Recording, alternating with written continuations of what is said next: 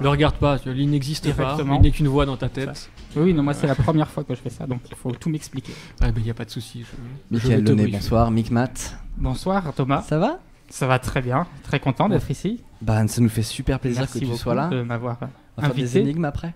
Ouais, on va faire des énigmes. J'ai Ça plein va. d'énigmes toutes prêtes, des petits jeux mathématiques, de logique. Ça va être trop bien. Dari, temps mort, toujours là. Ouais, je vais me présenter quand même. Oui. Voilà, je suis l'âme damnée de Thomas. Hein. On a fait du kayak ensemble pendant des années. C'est vrai. Et j'aurais peut-être des anecdotes à raconter, mais très tard. Très tard. Très tard. Marc-Antoine, salut. Salut. Alors toi, je t'ai invité spécialement parce que tu as fait une expérience assez folle. Et on va en parler. Je voudrais juste maintenant que ça fonctionne pour le coup. Le son est bon. Enfin, tout le monde s'entend, tout va bien. Vous êtes tous beaux et prêts. Ouais, nickel. On va donc lancer l'enregistrement et dire salut. Salut et bienvenue dans cette 4e nuit originale YouTube, les gens d'internet. Ce réflexe conditionné, il y en a un qui applaudit, tout le monde s'y met. Là, donc, Oui, c'est fou. soyons très originaux pavlovien. un petit peu. C'est très Pavlov. Et on n'a pas présenté Bob. On n'a pas présenté Bob qui est au milieu. Bob qui est la tête binaurale qui va permettre d'installer tout à l'heure un confessionnal. C'est les gens vont pouvoir avec Bob dans le creux de son oreille raconter des choses qu'ils n'auraient jamais osé raconter auparavant. La seule tête non pensante de cette soirée. d'ailleurs. Exactement. Non, il pense bien quand même. Bob et Marc-Antoine au milieu. Salut. Comment ça Marco va pour les intimes. Marc, on peut t'appeler Ça sera, Marco. ouais, ça sera plus facile.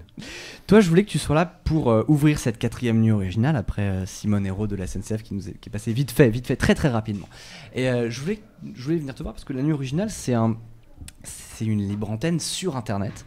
Et on la regarde sur YouTube. Les gens ont été avertis sur Facebook, les gens ont été avertis sur Twitter. Ils sont partout. D'ailleurs, hashtag nuit originale. On va mettre tout ça sur l'écran, évidemment. Vous voyez d'ailleurs, nuit originale, le panneau, juste derrière. C'est le hashtag à suivre.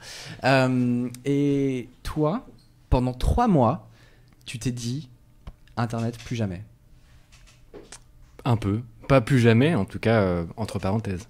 Qu'est-ce qui s'est passé exactement? Raconte-nous cette histoire et cette anecdote ce que tu as vécu pendant 3 mois.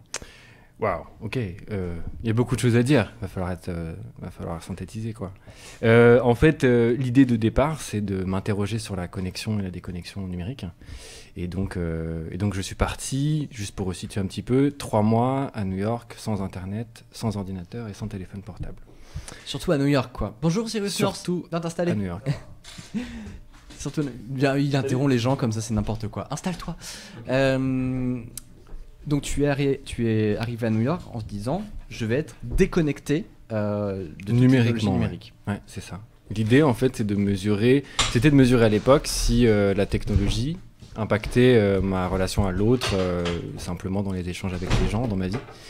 Parce que ça faisait, grosso modo, ça faisait à peu près 15 ans que j'étais entouré par mon téléphone portable, un peu Internet et l'ordinateur, et que j'avais plus trop de souvenirs de ce que c'était que de se sociabiliser sans ces trucs-là. Donc, Ce qui est une démarche un peu, comment dire, on entend souvent ça en fait, on entend souvent ce truc-là, la technologie, on s'envoie des pokes, mais est-ce qu'on se parle vraiment?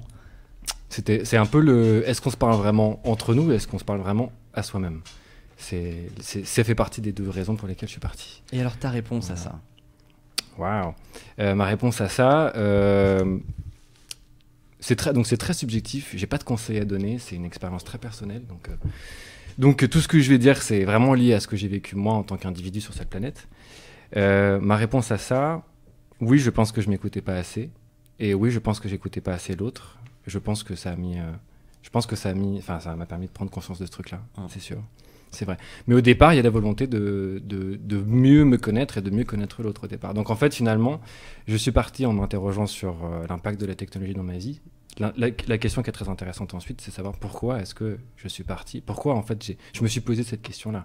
Pourquoi je me suis posé cette question en fait. Et pourquoi tu t'es posé cette question-là? On en parlera plus tard. On en parlera tout à l'heure.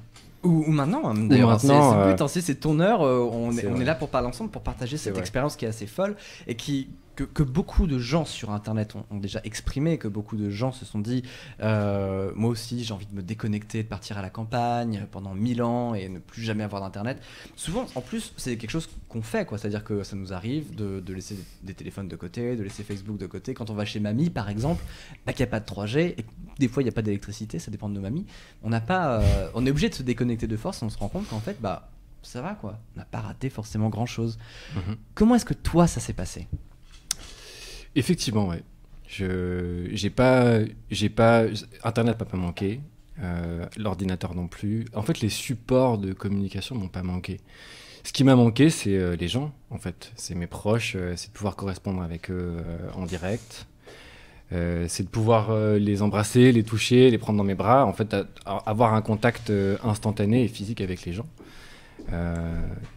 Voilà ce qui a pu me manquer, mais pas du tout le terminal en lui-même. Et c'est là que je me suis rendu compte que la question, c'était pas tellement de savoir comment je me sentais, enfin, quelle relation j'entretenais avec mon téléphone, mais quelle relation j'entretenais avec l'autre, en réalité. Alors là, on est arrivé directement à la conclusion, mais on peut peut-être revenir sur ce qui s'est passé C'est pas exactement la conclusion, mais ça fait partie des éléments, mais c'est pas la conclusion que j'en fais aujourd'hui. Juste pour info, j'en profite, j'ai écrit sur cette expérience-ci pour un journal qui s'appelle le Huffington Post, donc libre à chacun d'aller regarder les articles, de les commenter.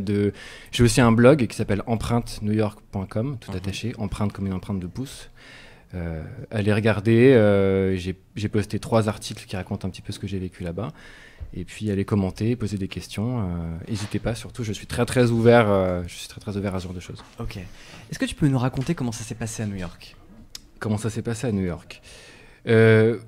Alors déjà la première chose c'est qu'en arrivant je savais pas du tout ce qui allait se passer, c'est-à-dire que j'avais juste un pied à terre et de taille quand même, puisque mon meilleur pote habite à 1 heure de Manhattan.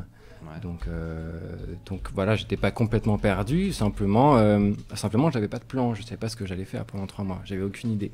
Je m'étais dit que peut-être je pourrais faire de l'associatif, mais encore une fois, je savais pas du tout comment est-ce que j'allais prendre contact en fait avec les associations pour faire de la solidarité, de l'humanitaire, etc. Donc c'était découverte totale, j'ai rien prévu à l'avance, puisque l'idée c'est aussi de mieux vivre l'instant présent, et je voulais aussi mesurer dans quelle mesure en fait la technologie vient pas impacter le rapport que j'ai au présent dans ma vie. Et donc beaucoup d'agitation là, beaucoup de monde. Et donc qu'est-ce que je disais ? Et donc qu'est-ce que j'ai fait pendant 3 mois en fait ? J'ai essayé d'entrer en contact avec les gens. Donc j'ai eu la chance de rencontrer des bonnes personnes au bon moment, et c'est ce qui m'a permis aussi de faire de travailler dans des associations, par exemple, enfin de travailler, d'être bénévole dans des associations. C'est là que j'ai aussi pris conscience du pouvoir du bouche à oreille, puisque c'est quelque chose qui, je crois, se perd un petit peu quand on a tendance à utiliser son téléphone en instantané pour envoyer des messages, des tweets, des SMS, etc. Là, l'avantage, c'est que du coup, ça crée une relation très particulière avec la personne dans le présent, puisqu'on est dans l'instant présent avec une personne physique, et qu'on ne peut pas passer par un canal numérique pour pouvoir échanger avec eux.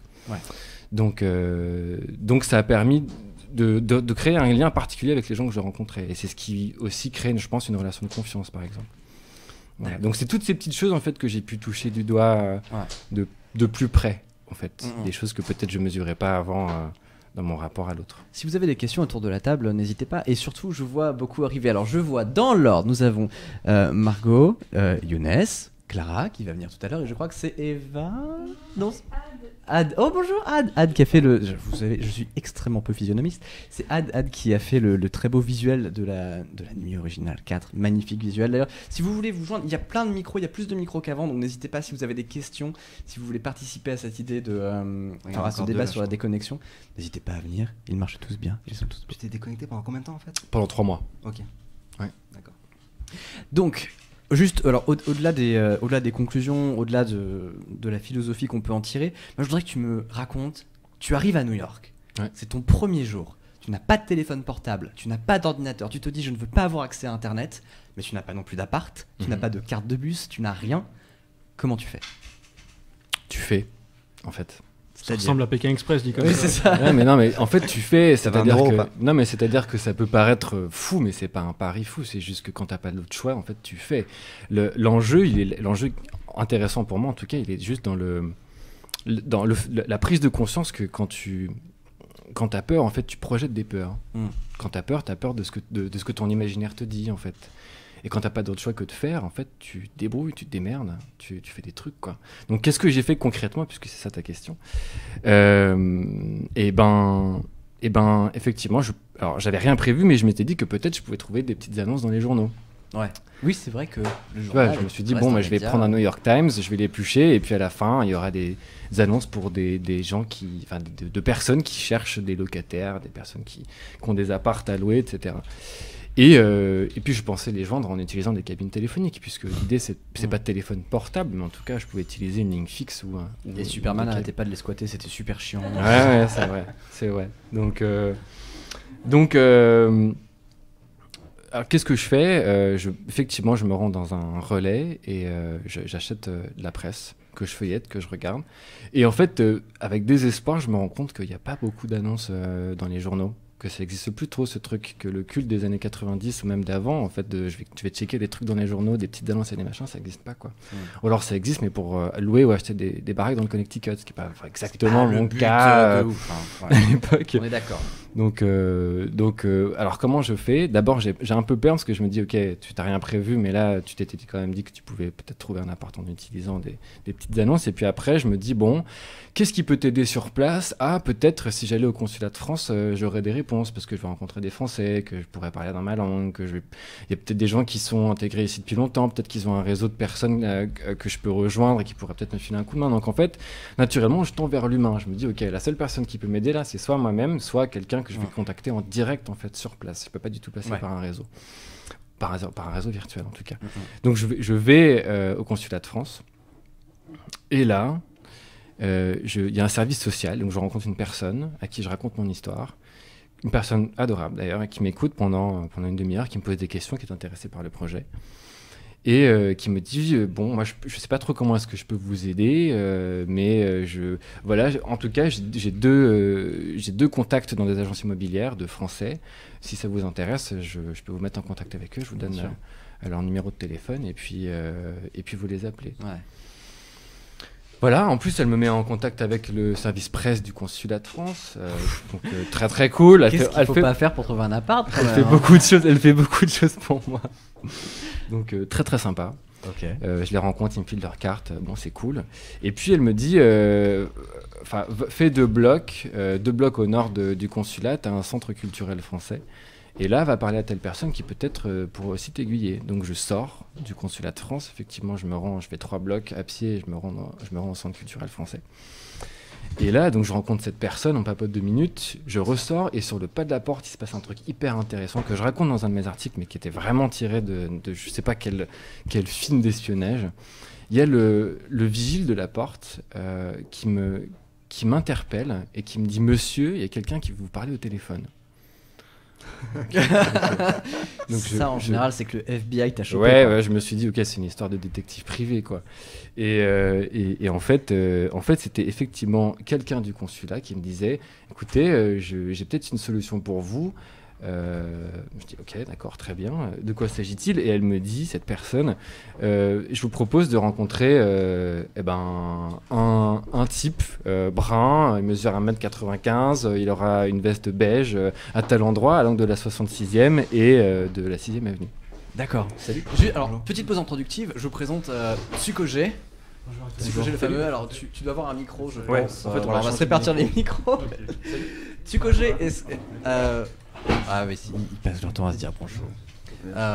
Tsukogé qui est venu car il a ramené son engin. Ses engins. Il a ramené Je suis vachement content d'être à côté de lui, du coup. un bel engin dans lequel on va pouvoir s'y... On va être sac. Ce sera pour après? On se le garde pour après? Pas de soucis, ça marche. Carrément. Ok. Ah, juste avant 17h, on fait une petite session. Vous aimez le kazoo? Vous allez être servi. Et du coup, l'histoire de Marco, là, ça nous prouve que l'administration française à l'étranger marche vachement bien. Oui, mais carrément, Ouais. quasiment mieux. Faudrait rappeler tous les consulats et les faire bosser à la CAF pour que le pays tourne un peu, du coup, non? Peut-être, C'est clair. c'est pas Ça mal. pourrait être intéressant. Peut-être. Donc t'es au consulat, un homme t'appelle, on a fait une blague, et en fait c'est qui, c'est quoi? En fait, c'est une personne qui fait partie de l'entourage de quelqu'un qui travaille au consulat, qui souhaite me rencontrer. Et donc juste, je rappelle, puisqu'on a été un tout petit peu coupé, donc je sors du consulat, quelqu'un m'arrête, on me dit voilà, j'ai quelqu'un à téléphone pour vous. D'accord, on discute, etc. Elle me dit voilà, je te propose de rencontrer cette personne à 17h30 à l'angle de la 66e et de la 6e avenue. Est-ce que tu es d'accord? Et donc là, elle me fait tout le descriptif de la personne. Il est grand, mesure 1m95, il est brun, barbu, blablabla. Bon, le truc de détective privé, quoi, classique. Donc à l'époque, il est quoi? Il est dans la journée, je sais pas, il est 11h30, c'était juste avant le déjeuner. Et j'accepte. Ouais. Donc je me rends à 17h30 à l'angle de la 66e et de la 6e avenue. Et très drôle, le type est là, effectivement. On va boire des coups. Il me dit voilà, je me présente, je m'appelle un tel, etc. Je souhaite préserver son anonymat, donc je ne dirai pas qui c'est. C'est Churchill. Mais ouais.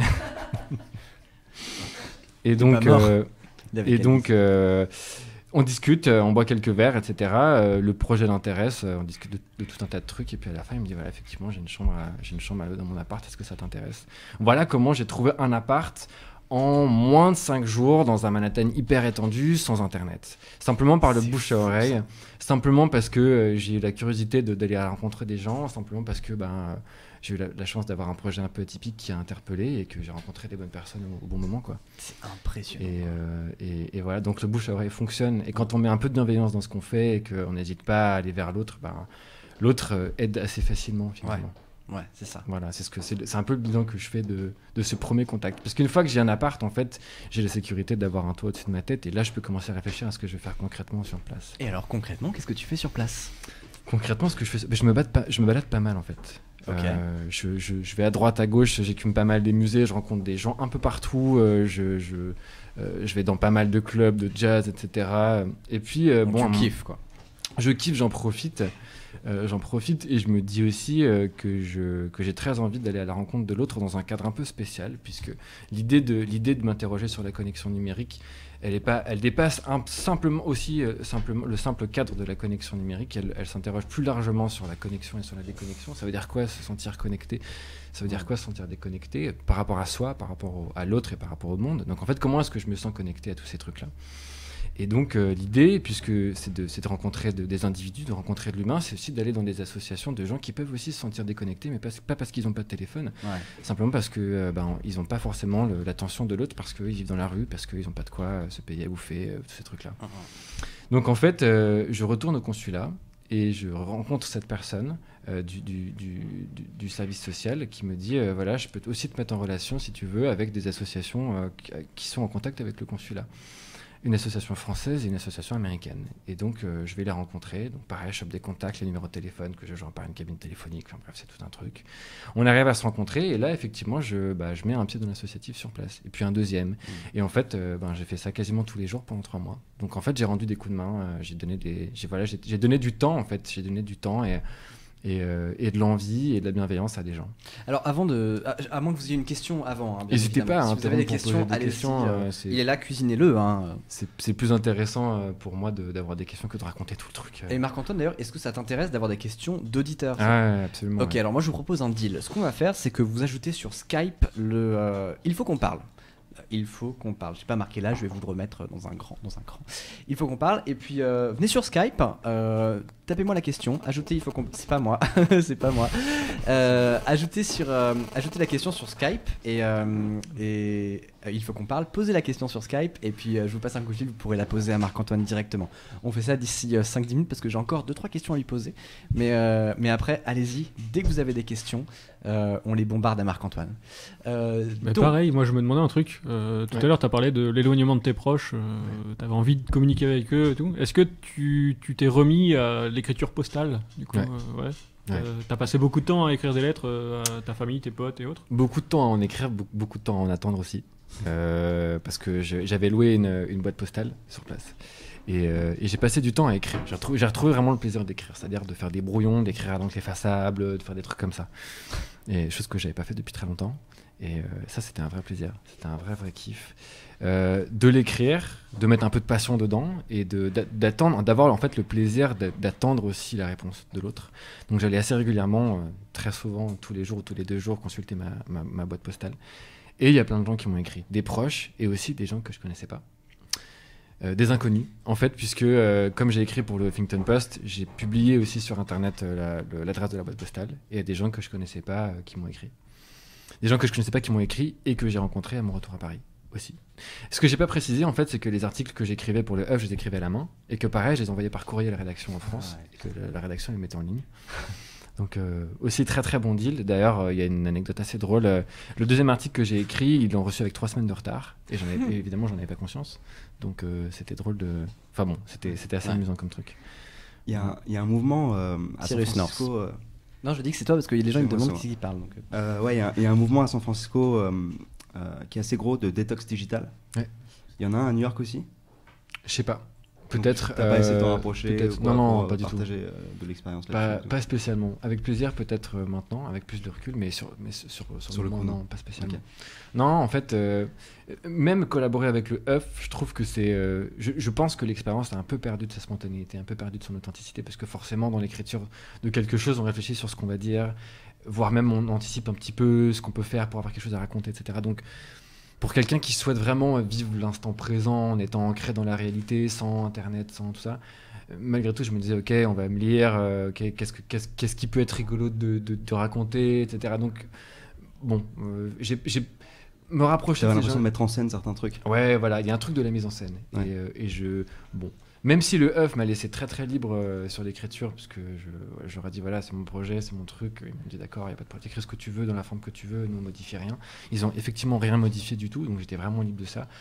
Malgré tout, voilà, tu peux te laisser influencer par le média, par l'audience, parce qu'on a envie qu'on te lise, etc. Bon, Ouais, puis quand on raconte une histoire, on a envie qu'elle soit belle aussi. voilà, aussi, on met forcément des formes, donc bon. Donc non, j'ai pas essayé de me rapprocher de gens qui faisaient les mêmes, pour pas m'influencer vraiment. Et même j'ai lu assez peu de choses en fait sur des gens qui avaient fait des déconnexions numériques, etc. Il y a un reportage de fou qui est sorti sur Canal sur la détox digitale il y a quelques mois. Je sais pas si tu l'as vu. Si, je l'ai vu dans les locaux de Canal. Et t'en as pensé quoi? J'ai rencontré le mec qui a fait ça. Ouais. Pour moi, c'est un travail très intéressant, qui est très différent du mien, parce que moi, c'est une expérience subjective. Lui, c'est un vrai travail de journaliste. Donc lui, il y a des données, il y a de la data, il y a du reportage, en fait. C'est un documentaire, un vrai documentaire. Un vrai documentaire, chiffré, etc., avec aussi une mise en scène, puisqu'il est parti en Corée, il est parti dans un camp de détox en Californie, etc. Donc, intéressant. Moi, je m'interroge sur, et c'est pas du tout pour mettre en question la qualité de son travail, parce que c'est un vrai beau travail de journaliste, je m'interroge sur la mise en scène. Voilà, dans quelle mesure tu restes spontané? Comment tu fais en fait? Surtout quand tu fais une expérience comme celle-ci qui t'impacte forcément dans ta vie au quotidien, comment tu fais pour rester spontané quand tu as une caméra sur le visage qui te suit en fait? Voilà. Est-ce que tu n'es pas dans la représentation de toi aussi? Bon, c'est une question en fait que je pense qu'on est tous amenés à se poser un jour dans sa vie à titre perso. C'est une question que pose aussi l'expérience de déconnexion numérique. Est-ce qu'on n'est pas en représentation de soi pour montrer quelque chose à l'autre? Tout à l'heure, tu parlais du bouche à oreille et tu disais que c'est un truc, t'as dit que ça se perdait. Peut-être. C'est une hypothèse que je fais. Mais pour toi, genre par exemple, si on est potes sur Facebook, si je like un truc, tu risques de le voir sur ta timeline. Est-ce que c'est pas une forme de bouche à oreille? Si, mais est-ce que j'ai fait en sorte de poster un truc pour que tu le likes? Ok, je vois ce que tu veux dire. Ouais, mais un bouche à oreille, c'est pareil, c'est pas très volontaire non plus. C'est genre, je te parle d'un truc, et après à une soirée, je vais pas savoir que vous allez parler et que ça va arriver. Il y a un truc, en fait, dans le bouche à oreille, il y a un truc de l'intime. Je trouve qu'il n'y a pas forcément sur un réseau social. Parce que c'est un écran? Ou pour autre chose? Disons, parce que c'est un écran, ouais, par exemple. Okay. Par exemple. C'était quoi le truc le plus dur pour toi là-bas? Le plus dur, c'est marrant parce que ce qui est marrant, c'est qu'on me pose ce type de questions, mais on a posé toutes ces questions pendant des mois et qu'à chaque fois je donne des réponses différentes. Pas parce que je vous aime pas ou que je vous aime moins. Parce que ton regard évolue, j'imagine. Voilà, complètement. Mon regard évolue. N'est constant que le changement en réalité. C'est beau. C'est pas une phrase de moi du tout. Pour faire écho à un truc assez une private joke. Le plus dur, c'est de réaliser que je suis infoutu de vivre au présent, quoi. Que je suis en permanence dans le passé et dans l'avenir. Que même si je suis déconnecté des réseaux et que je suis pas en permanence en train de regarder ma vie sur Google ou la vie des autres, etc. Je suis dans l'incapacité de vivre les choses au présent, quoi, d'être centré sur moi. Quand je dis centré, c'est pas omnubilé par ma personne, c'est plus que j'arrive pas en fait à apprécier le moment présent dans ce qu'il est véritablement, mais que je suis en permanence dans le ce que je pourrais faire demain ou comment est-ce que j'aimerais que demain soit, parce que j'ai peur en fait de reproduire des schémas qui sont produits dans ma vie passée, par exemple. Donc il y a tout aussi une réflexion psychologique ou philosophique sur comment est-ce qu'on fait, ou voire même spirituelle, sur comment est-ce que je fais pour vivre l'instant présent pleinement, pour pouvoir en profiter, pour en tirer toute la sève en fait. Et ce qui a été dur en fait, c'est de constater que j'étais incapable de le faire. Voilà, par exemple. Mais est-ce que c'est un idéal que tu cherchais à atteindre? Est-ce que c'est un idéal qui est sain et qui est normal? Est-ce que c'est un problème en fait de ne pas pouvoir vivre l'instant présent? Là, je fais peut-être appel à Cyrus North, qui est un peu philosophe sur les bords. Non, mais je comprends ce que tu veux dire. Sur l'instant présent, c'est vrai que c'est très amusant, je viens de comprendre en fait. J'ai regardé une vidéo de toi il y a 3 jours. Ah ouais, c'est vrai. Le coup de fil, hein, si jamais vous cherchez. Très très drôle, ok. C'est vrai. J'ai bugué, effectivement, j'avais raison de bugger. Tant mieux. Bravo d'ailleurs. Merci beaucoup. Bravo. Merci beaucoup. C'est très inspirant comme truc. Ça me fait plaisir. C'est cool.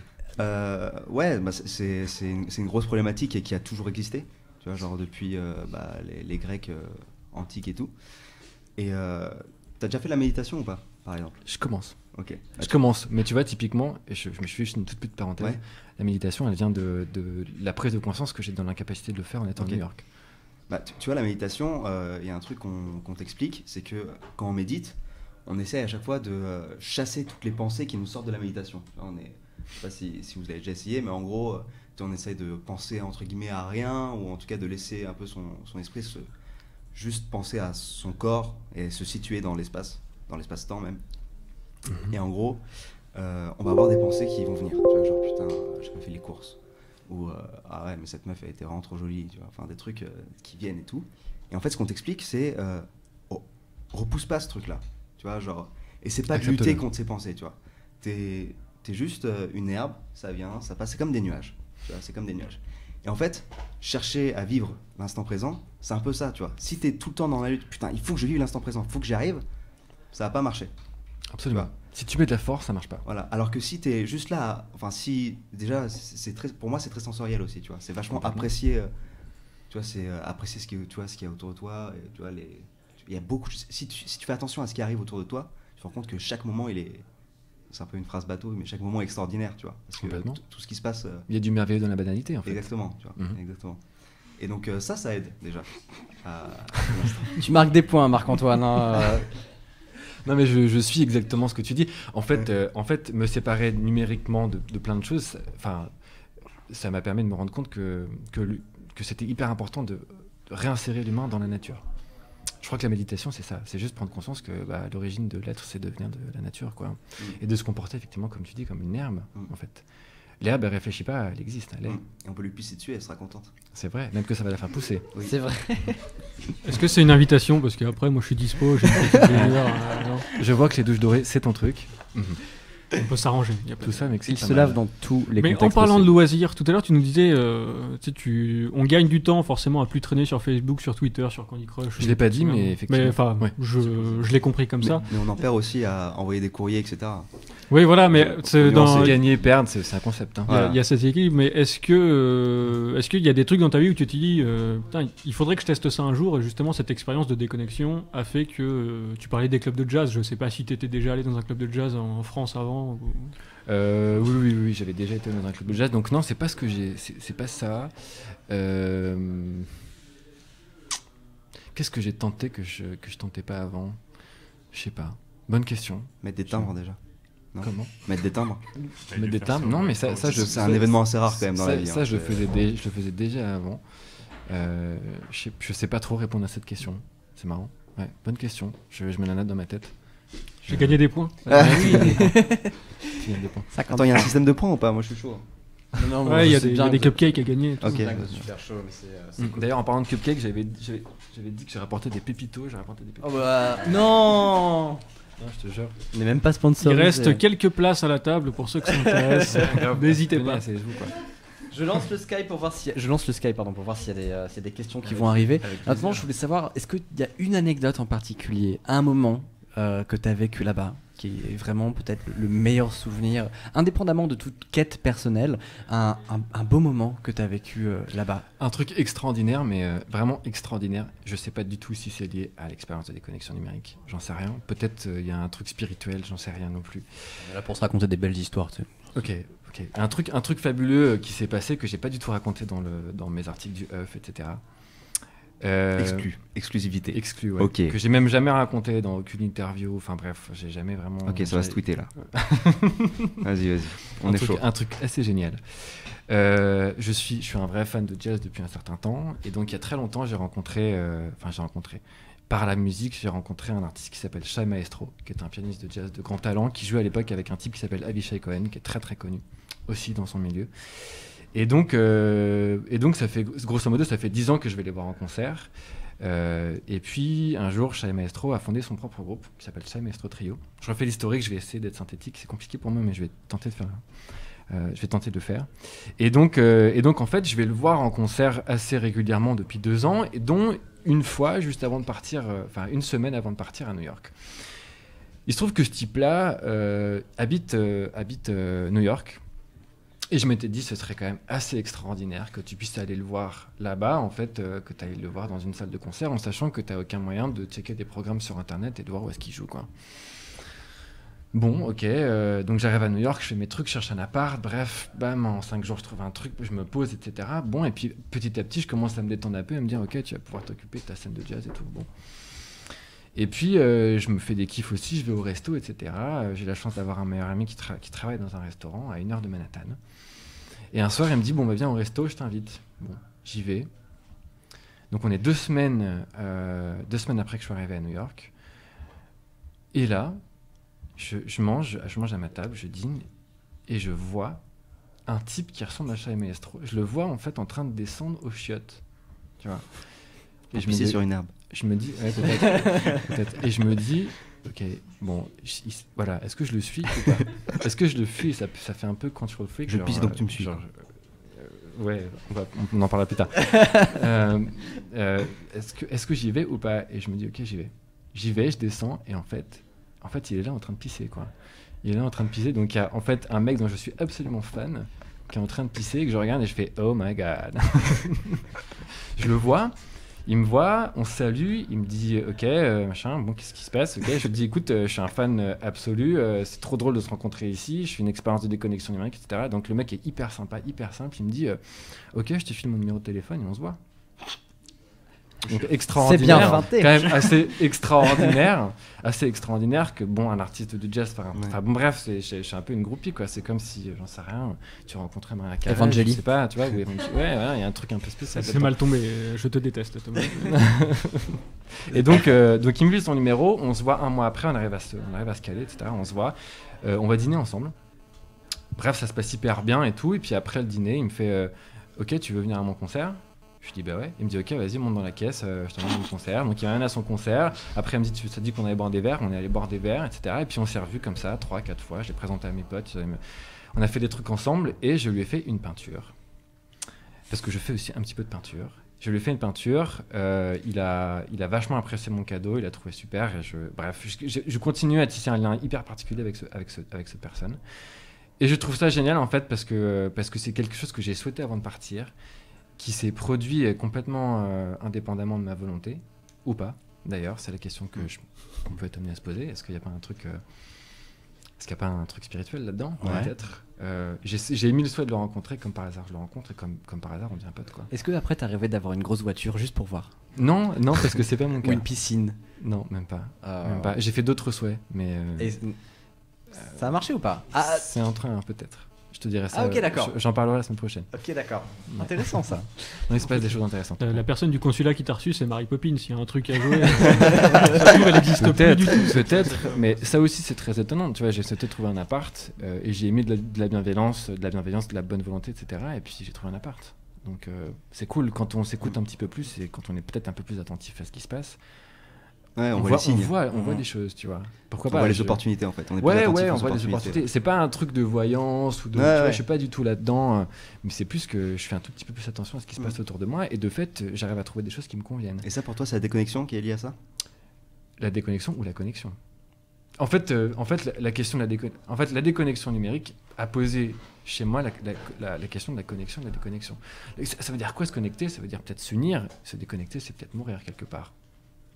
En fait, ça a mis en lumière tous ces trucs-là. Tu veux dire qu'en fait, au-delà du côté très beau de cette phrase, que comme l'être humain est une créature sociale de base, c'est très violent pour du 4h de l'après-midi, hein, mais l'être humain est une créature sociale de base. En fait, quand on est dans un réseau déjà. On est déjà connecté à quelqu'un. Quand on sort du ventre de sa maman, on est connecté à... Même à l'intérieur. Hein, et en plus, de la même façon que quand on parle d'amour ou de lien sentimental, quand on parle d'une relation qui se termine, c'est une rupture. C'est-à-dire qu'on n'est plus connecté. C'est un signe de déconnexion. Complètement. Quoi. En fait, tout à fait. En fait, un des premiers trucs que je raconte dans l'expérience, c'est que je crois qu'on a tendance à confondre connexion et connectivité dans notre langage au quotidien. Et les journalistes utilisent beaucoup le terme de connexion, peut-être pour signifier connectivité. Moi, j'avais juste envie de me prouver qu'il y avait une vraie différence entre les deux. Et que derrière le concept ou les idées de connexion et de déconnexion, il y a d'autres choses que simplement mon rapport à mon téléphone, mon rapport à Internet. C'est quoi pour toi la différence entre connexion et connectivité? Connectivité, c'est la connexion qui est permise par Internet, par Internet et par le biais d'un appareil de technologie, en fait. Okay. Voilà, par rapport à la connexion qui transcende tous ces trucs-là, qui va bien au-delà simplement du La connectivité est une forme de connexion, en fait. C'est une forme de connexion, c'est vrai, mais pour moi, elle est très liée au matériel. La connexion, comme vient de dire Thomas, est peut-être liée vraiment à l'immatériel. Enfin, le lien amoureux, le lien qu'on tisse avec les gens. Il y a ça peut prendre plusieurs formes. Complètement, bien sûr. Est-ce qu'on prendra des questions d'auditeurs sur le Skype? Alors, juste pour vous dire, là c'est bon, j'ouvre le truc, et là on va tester pour cette nuit originale un truc. Vous appelez. Si vous avez une question pour Marc-Antoine, on va continuer la discussion bien sûr. Mais si vous avez une question pour Marc-Antoine, vous appelez. J'ouvre le Skype. Le Skype, c'est marqué en bas. Hein, c'est il faut qu'on parle. Et c'est le premier arrivé, premier service. C'est le premier arrivé, premier service. C'est complètement aléatoire. Et puis si vous n'êtes pas passé maintenant, vous passerez plus tard. Vous inquiétez pas. On va s'appeler. Mais oui, vous allez tout entendre évidemment. Regardez. Si vous êtes en retraite de connexion, rentrez chez quelqu'un au hasard et puis chopez son Skype pour venir nous parler, et nous expliquer votre expérience. Attendez qu'il aille pisser. Exactement ça. Donc voilà, si vous avez une question pour Marc-Antoine, n'hésitez pas. Moi, j'ai l'œil sur le Skype. Vous pouvez appeler et c'est cool. Il y a 30 secondes d'écart, donc voilà. Ah bah tiens, il y a Laura. C'est Laura qui appelle. C'est Laura qui lance le truc. Allô, Laura. Ah, on entend son écho. On entend l'écho de chez elle. Laura, ton micro ne marche pas, Laura. Bon, sinon elle peut la taper. Allô, Sylvain.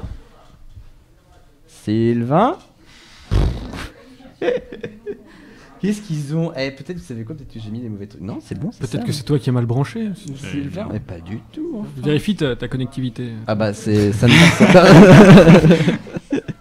Non, c'est bon. Écoutez, je suis très surpris que ça ne marche pas. Je vais régler ce truc-là parce que ça marchait tout à l'heure. On a fait plein de démos. Sylvain.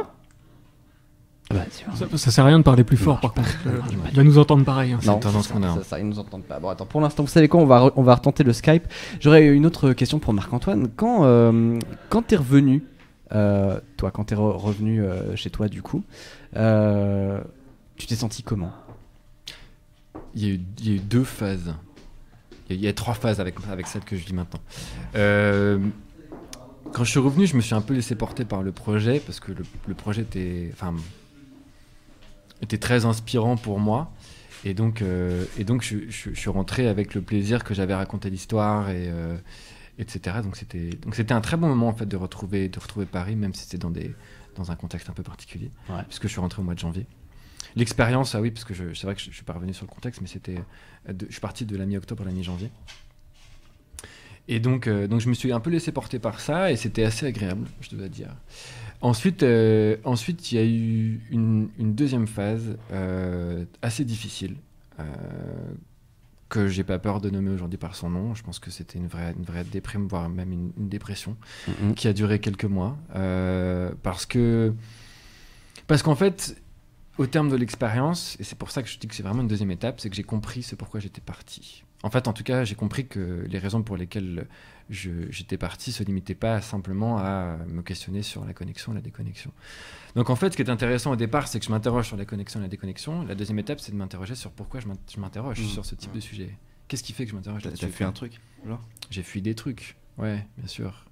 J'ai fui des trucs et là, je me suis rendu compte que j'avais plus le choix que de les affronter. Ouais. Donc voilà, la deuxième étape, Mais peut-être que c'est... tu n'étais pas prêt pour les affronter et maintenant tu l'étais. Je pense que si c'est arrivé à ce moment-là, c'est que ça devait arriver à ce moment-là, effectivement. J'ai bien envie de rebondir là-dessus pour Oui. revenir à ce qu'on avait. C'est vrai Parle que- bien, oui. Désolé. Je Vous suis n'aviez que pas j'ai. crié. Vous n'aviez pas crié sur le micro. N'est-ce pas le fait que d'arrêter de se reposer sur quelque chose sur lequel tu te reposais tout le temps, c'est-à-dire le téléphone et Internet, qui a fait ressortir quelque chose qui avait en toi, une Le certaine vide. force. Une certaine force, Ah, une certaine qui- force. Oui, plutôt. Ah, Quelque chose qui fait, je peux pas faire ça, donc je vais me forcer à faire autrement. il y a un Donc- truc dans l'autonomie, c'est vrai, dans la prise de confiance d'un truc de l'autonomie, oui, effectivement, je suis capable de me gérer tout seul, en fait. Mais la deuxième étape, dans la déprime ou dans la dépression, c'est comment j'arrive à me gérer tout seul affectivement. Effectivement. En fait, ce que révèle l'expérience, c'est que... Bonjour. c'est Ah, que... c'est bon, Skype, bon, ça ça marche. fonctionne. Ce que révèle l'expérience dans un deuxième temps, c'est en fait, il y a un vide hyper profond à l'intérieur de moi que je viens combler, que j'ai beaucoup comblé en fait par mon usage de la la technologie dans le connectivité, rapport à l'autre. C'est que j'étais en permanence. En fait, j'ai beaucoup blâmé la technologie en me disant qu'elle me faisait du mal. Mais en fait, ce qui me faisait du mal, c'est l'usage que j'en avais. Et comprendre pourquoi j'avais ce type d'usage, pourquoi est-ce que j'étais un peu accro, pourquoi est-ce que j'attendais une réponse dans l'instantané, etc. C'est parce qu'en fait, j'avais beaucoup besoin que l'autre me donne de l'attention.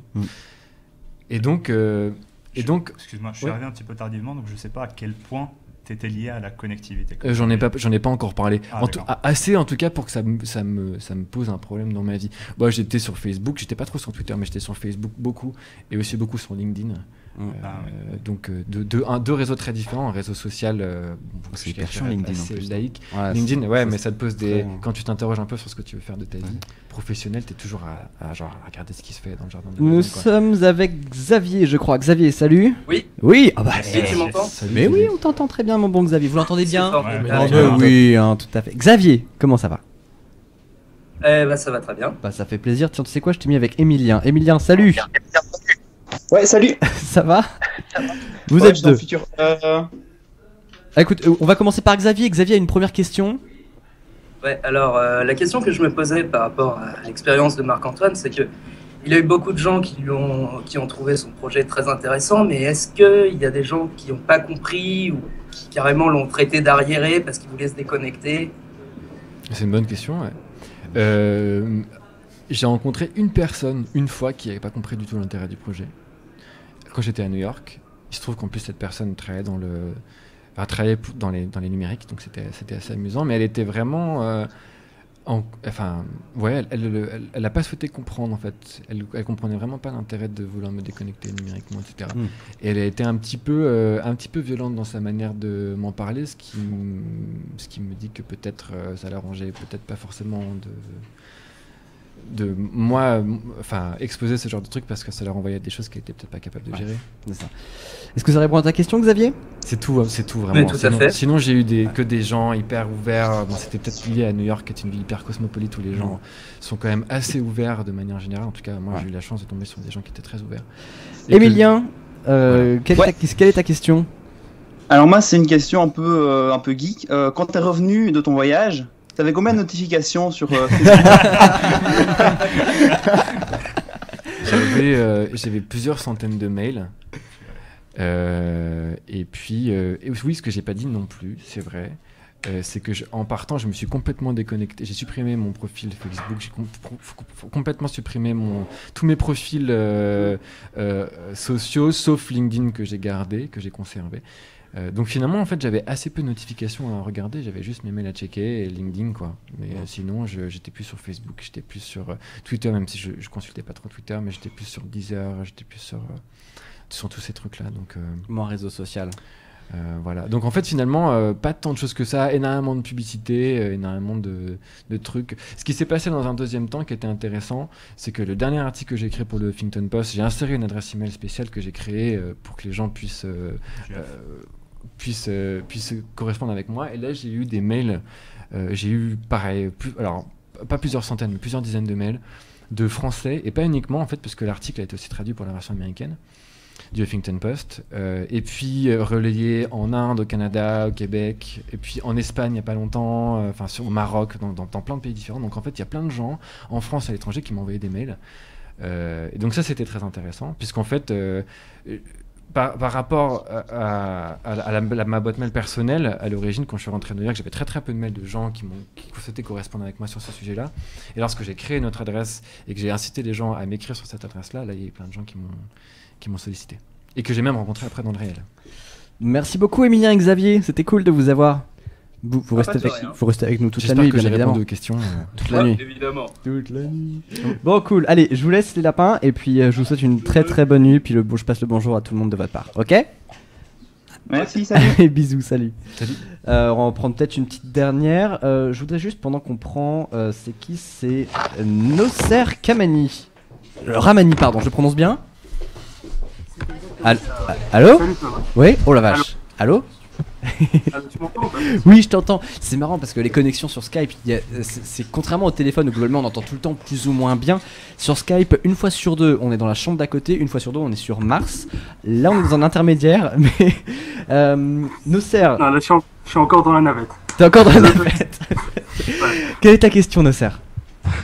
Alors, voilà. Pour le coup, déjà, je voudrais juste féliciter donc Marc-Antoine pour son entreprise. Voilà, je trouve ça vraiment louable d'avoir décidé de se couper. Mais Merci. pour le coup, je pense que voilà, tu te coupes d'internet pendant 3 mois, ok. Mais pour moi, franchement, je pense que la limite de cette expérience, c'est que tu t'es un peu coupé d'internet en gardant à l'esprit que tu pouvais te reconnecter à internet quand tu le désirais.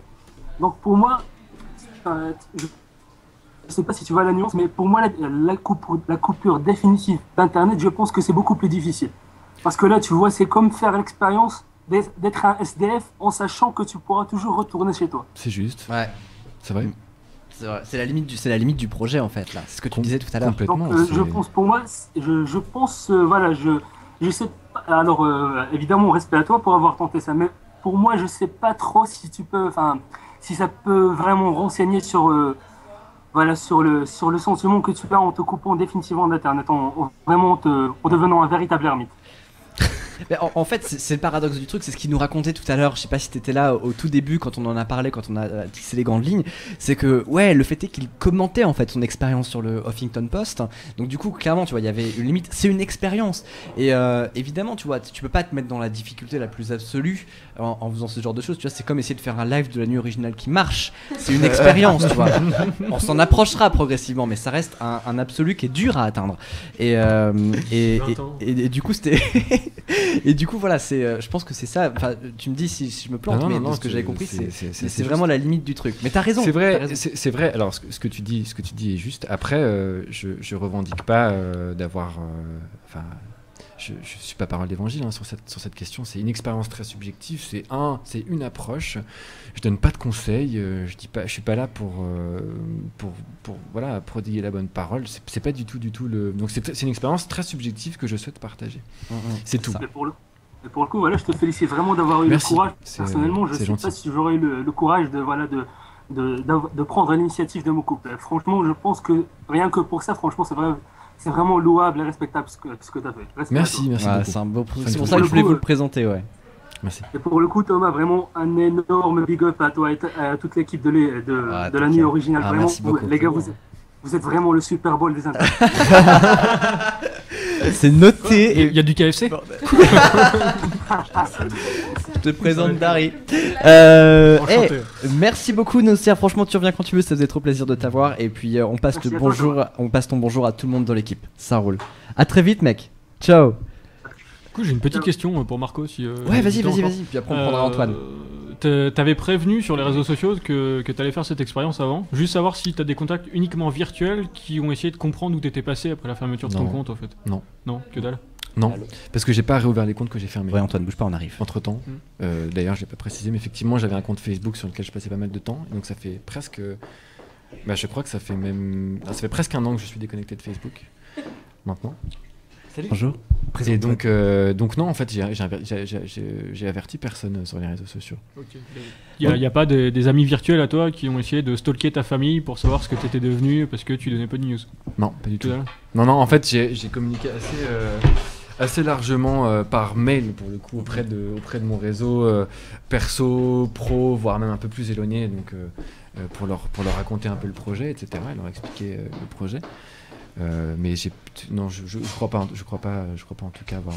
Ou si j'ai sollicité des questions, en tout cas, ces personnes ne sont pas revenues vers moi ensuite. Ok, on est avec Antoine sur Skype. Salut Antoine. Ouais, salut. Ça va? Alors, ça va, très bien. Cool. La nuit commence très bien, très tôt, mais très bien. Ouais, donc moi, j'avais un petit peu de mal avec le début de tout ça parce que je comprends pas trop l'idée de se déconnecter d'Internet pour retrouver du lien social. Parce que pour moi, Internet, c'est un outil qui intrinsèquement crée du lien social. C'est pour ça qu'il est là. Et je comprends pas trop. Enfin, moi, par exemple, je suis très introverti. Il y a des rencontres que j'aurais jamais fait. Moi, maintenant, je suis investi dans des assos et dans des communautés que j'ai rencontrées sur Internet. Il y a plein de choses comme ça que j'aurais jamais fait si j'avais pas eu l'outil Internet, quoi. Complètement. Donc, quelle est ta question? Oui. Oui. Alors pourquoi enfin, je suis tout à fait favorable à ce qu'on fasse ce genre d'expérience, hein, mais enfin, pourquoi la lier au fait de retrouver du lien social? Probablement parce qu'à l'époque, je confondais les deux. C'est ce que j'expliquais tout à l'heure. En fait, j'ai beaucoup blâmé la technologie. Sans être anti-technologie, j'ai beaucoup blâmé la technologie et Internet en disant que j'étais sûr que c'était ça qui posait problème en fait, dans mon rapport à l'autre, dans mon rapport à moi-même. Donc en fait, en partant réaliser cette expérience, je suis encore dans cet état d'esprit-là. Et effectivement, maintenant, je me rends compte que j'ai été dans l'erreur en fait en croyant ça. Donc ce que tu dis est tout à fait juste. Internet crée du lien social au même titre que vivre sans Internet. Mais simplement, il n'y a pas de mieux ou il n'y a pas de moins bien. Simplement, il y a en fait la prise de conscience de pourquoi tu l'utilises, comment tu l'utilises, qu'est-ce que tu vas chercher derrière. Et je suis très heureux de m'être trompé dans cette croyance-là, puisque c'est en me trompant que je me suis rendu compte que la vraie question n'était pas là, en ce qui me concerne. Voilà. Elle était où? Elle était dans... Alors, j'ai pas réussi à le placer tout à l'heure, mais la réalisation dans la deuxième étape du vide affectif, de la prise de conscience en fait du vide affectif chez moi, et donc de l'utilisation permanente d'Internet pour aller chercher chez l'autre ce que j'étais dans l'incapacité de me donner à moi-même, c'est-à-dire, grosso modo, pour schématiser, de l'amour, en fait. Ça provoquait des trucs, enfin des comportements un peu addictifs. Réaliser ça, c'est une des plus belles choses qui m'ait été donnée cette année. Je crois, et pour ma vie d'individu sur cette planète, c'est génial. Simplement me rendre compte que en fait, je peux me donner de l'amour à moi-même, quoi. Et je suis pas en permanence dans l'attente du regard, de l'attention de l'autre. Et effectivement, dans ce cadre-là, créer du lien avec quelqu'un sur Internet est tout à fait possible. Simplement, j'ai pris conscience de ce pourquoi je le faisais. Comment ça marche, quoi. Disons de ce pourquoi je le fais. En fait, c'est juste s'élever en conscience par rapport à ses propres décisions, ses choix. C'est ça. Et juste à quel âge? J'ai 26 ans. 26 ans. J'en ai 26 ans. Moi, j'aurais une question. Oui, Clara, bonjour. Bonsoir. Clara qui s'est installée tranquillement. Est-ce qu'on te voit? Je sais pas. Avance-toi, oui, avance-toi. Bonsoir, enfin bonjour. Salut. Internet, c'est quelque chose qui, notamment, est basé sur une culture de la mise en relation, d'économie collaborative et du gratuit. Du coup, est-ce que ça t'a coûté cher de plus vivre avec Internet? Est-ce que tu as senti un impact économique dans le fait de devoir te passer de tous ces services gratuits?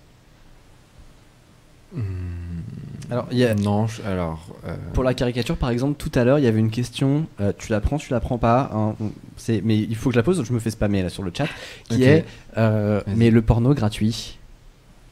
Ah, bonne question. Non mais le porno, bonne question. la culture, heureusement, il y a des magazines de cul qui existent. Mais voilà, sauf que du coup, par exemple, si tu veux lire le journal, il faut que tu achètes le journal au lieu d'aller sur lemonde.fr. Enfin, sans faire de pub, mais voilà, c'est juste. Est-ce que vraiment tu l'as senti? Est-ce que tu as senti une différence? Peut-être non, pas du tout. Hein. Un mail, c'est gratuit. Envoyer une lettre. Pas spécialement. Non, ok. Alors si, forcément, si tu fais des comptes. J'ai pas fait des comptes effectivement. Enfin, j'ai pas regardé précisément. Pardon, t'as une question? Tu voulais répondre? Ouais, justement, au niveau cinéma, musique, parce que le cinéma, tu y vas, je sais pas, je bouffe pas mal de films. À la fin, ça aurait titré si j'étais allée vraiment au cinéma. Enfin, je sais pas comment tu fais. Forcément, ça a dû l'impacter, mais en tout cas, pas assez pour que je tique dessus ou que j'en prenne vraiment. Ouais, donc t'étais chez Orange, quoi. En fait. Comment ça, j'étais chez Orange? Parce que l'abonnement est plus cher que. J'ai dû expliquer une vanne, c'est horrible. Même pas. C'est horrible. Ce rire discret. Je suis désolé. Horrible. Ok, merci beaucoup Antoine aussi pour ta question, on a un peu digressé, mais merci beaucoup à toi pour ta question, puis bon, tu restes avec nous toute la nuit aussi. Ça marche. Allez, des bisous Antoine, ciao. Salut. Merci beaucoup aussi à Clara qui vient d'arriver, coucou. Alors, Coucou. Clara, alors je veux juste vous dire, on va sûrement réinstaller des micros. On a là combien 1, 2, 3, 4, 5, 6. Il y en a un là Techniquement, aussi. il y a 6 micros qui se promènent. Je vois que Samaï vient d'arriver. Salut, tu peux piquer le micro de Micmac, vous pouvez le partager tranquillement un instant. Le partager qu'on avait dit. Coucou, toi tu arrives parce que on est à la bourre déjà dès la première heure, donc nickel. On va parler du selfie. En fait, on va enchaîner sur le selfie. Juste avant de parler selfie. Si vous aimez les selfies ou si vous détestez les selfies, c'est pour vous, bougez pas. Clara, je voudrais juste que tu restes avec nous en 5 minutes, en gros. 5 minutes une... Chaud. Non mais si tu veux, hein, mais chaud. Raconte-nous cette loi qui vient d'arriver sur Internet. Juste petite parenthèse. Ok, on va faire ça très très vite, après on te laisse parler. Pour ceux qui s'en souviennent, à la dernière nuit Prends ton originale... non mais je vais parler très très vite, ça va être super. Pour pas être très compliqué en plus, avec des noms très très longs, ça va être super. À la dernière nuit originale, on avait parlé ensemble du projet de loi renseignement qui venait qui allait être adopté, je crois, 2 ou 3 jours après.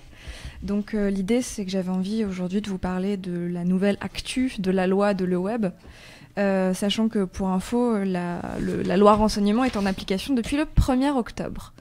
Donc voilà, yay, je vous invite à réécouter celui de la nuit dernière si vous voulez avoir des infos là-dessus. Et aujourd'hui, je voulais vous parler de la grande consultation pour le projet de loi République numérique. Est-ce que quelqu'un sait de quoi je parle ici ?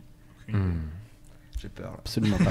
Et en fait, c'est ça qui est terrifiant parce que le gouvernement a essayé de lancer en très grande pompe une consultation en ligne il y a 1 semaine pour que les gens viennent s'exprimer sur une immense loi, un habeas corpus numérique, comme ils essaient d'appeler ça, et personne ici est au courant. Alors peut-être toi non, du coup, avec ta déconnexion, mais je veux dire, qui passe ici plus de 3 heures par jour sur Internet ?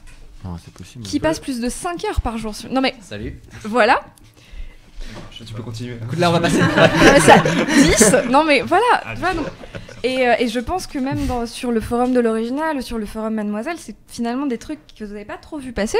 Donc je vais vous en parler rapidement 5 minutes. Donc 5 minutes. De quoi ça s'agit ? Ouais, de quoi ça s'agit ? Très rapidement. En fait, le gouvernement a mis donc en place là un site, une plateforme sur laquelle vous pouvez aller lire le projet de loi tel qu'il existe.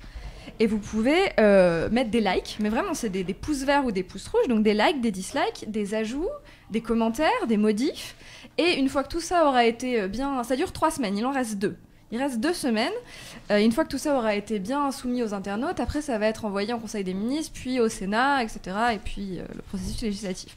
Pour l'instant, on en est à 2000 participations en 1 semaine. Oh, c'est peu quand même. Il y a 15 000 personnes sur le forum Mademoiselle. Il y a 1000 personnes sur le forum de l'original. C'est vrai. Non mais c'est genre, fou. par exemple, vous avez combien de personnes sur vos chaînes, YouTube ? Micmac, t'as combien d'abonnés ?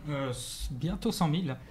Voilà. Allez. Non mais félicitations. Avec des maths. Félicitations, 100 000. Et il y a... Mais même le réseau social du FN a plus de personnes. Quoi. C'est ça qui fait peur. Oui. C'est ça, 2000 participations. Bon, donc je vais vous expliquer un peu rapidement ce que c'est. D'abord, il faut savoir que ça a été très très très long à mettre en place parce que ça fait à peu près 5 ans qu'on en parle de cette grande loi numérique. Donc là, on a un peu une équipe de winners qui gravitent autour de gouvernements qui sont des jeunes en politique, donc ils ont 45 ans, hein, ils sont jeunes. Donc du coup, ils ont essayé un peu de mettre en place ce truc-là. C'est passé par le Conseil national du numérique. Je vous explique pas ce que c'est, mais vous pouvez le regarder sur Internet. En gros, c'est une grosse institution qui pose des questions de société qui impliquent le web et le numérique. Bon. Et donc du coup, ces gens-là ont fait une énorme consultation publique, donc c'est-à-dire énorme, au moins 5000 personnes qui ont répondu. Enfin, c'est très triste en fait, ça n'intéresse personne. Ne vous inquiétez pas, juste après on fait du casou. Hein, ouais, promis, mais j'essaie de vous parler ça vite.